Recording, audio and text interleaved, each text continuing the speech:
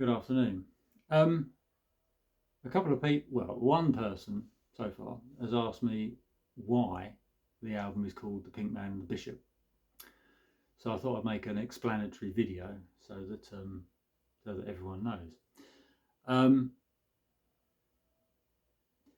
about 20 years ago, um, probably 25 years ago, Fiona came back home from one of her charity shop visits. She's an avid collector of soft toys, particularly those that nobody else is ever going to buy in a million years from charity shops for like 10p or what have you. So I came home from work and these two guys were sat on the kitchen table, and I just casually said, "Who are these two?" And without hesitation, she replied, "Oh, that's the Pink Man and the Bishop," which I immediately laughed at because it was just so bizarre and off the wall that I thought at the time I'm going to have an album one day called The Pink Man and the Bishop, and here we are 25 years later, and we have the album The Pink Man and the Bishop. I haven't actually got the CDs yet, otherwise I'd show one of the CDs. They should be here on the 4th of July, which if you're watching after the 4th of July, well, we really have them, which you probably are, because I'm not actually going to post this till after the 4th of July. So now, so what I wanted to do was to have these two little guys on the cover of the album and on the back of the album, and I started thinking about what can I do for the artwork of the album and what does this mean. So if you've got any ideas, if you could know. So I was looking for materials to use because I had this idea that they would be sitting looking out from the front of the album, and behind them would be a scene, and then on the reverse of the album you would see them from behind and they'll be looking at another scene. So I started to think about what I wanted to do, and so what I wanted to do was have behind them would be the past, and then what they were looking at would be the future, or a potential future. So I started looking for what I could utilize as imagery, and obviously you start looking on the internet, getting ideas.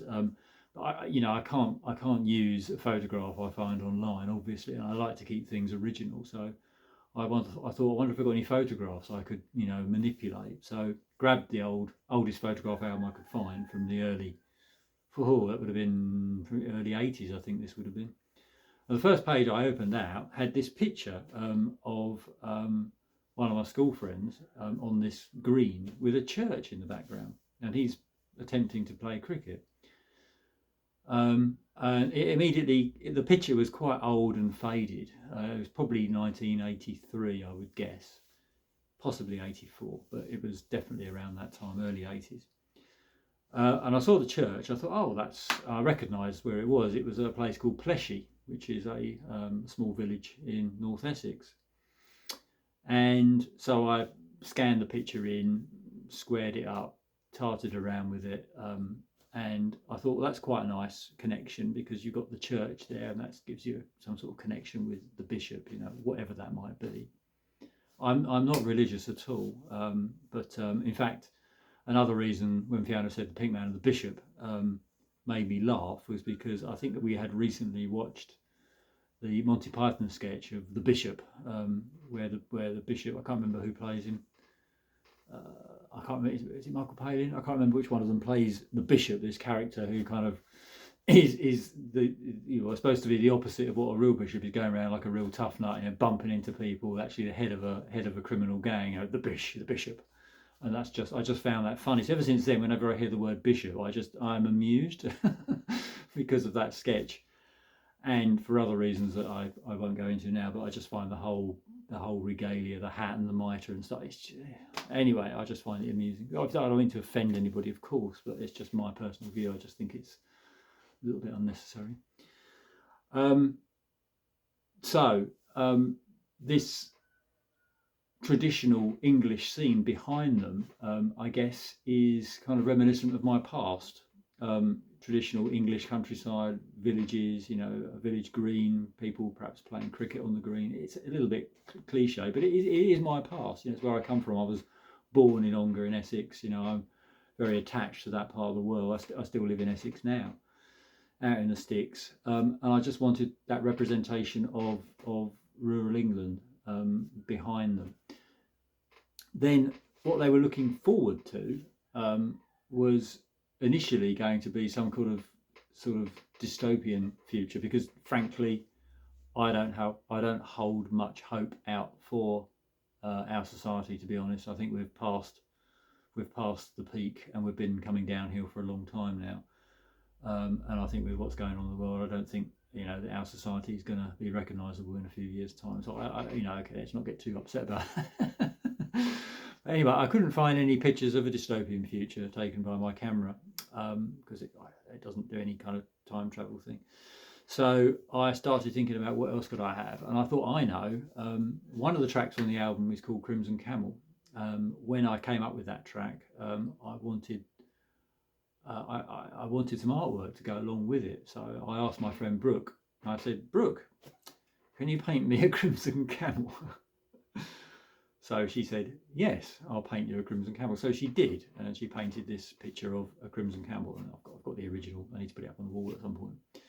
So I took a photograph of that, scanned it in, and did some fiddling around with it. And I thought I could use that.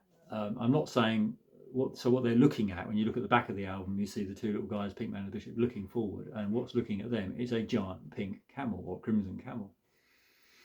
So I'm not suggesting that our future is going to be a giant camel looking at us, but I just wanted to plant some seeds of what that might represent, and it means certain things to certain people. I've got my own views about what that means. It could mean a lot of different things, but I'm not going to elaborate on that now. But that was the idea. It was like, you know, the past versus what's coming down the track to us. I don't mean we're all going to be riding around on camels, although at this rate we probably are. So that's really what the album's about. And obviously the tracks, there's a lot of kind of nostalgia in that track. You know, obviously you've got Long Long Ago is another track which kind of just tries to have a thematic idea that conjures kind of, perhaps, I don't know, 60s movies or even 50s movies to a certain degree. Those kind of things that are in the past. And, you know, through tracks like Heaven's Gate, which is kind of like, you know, that track has an actual story to it, but I won't elaborate that now.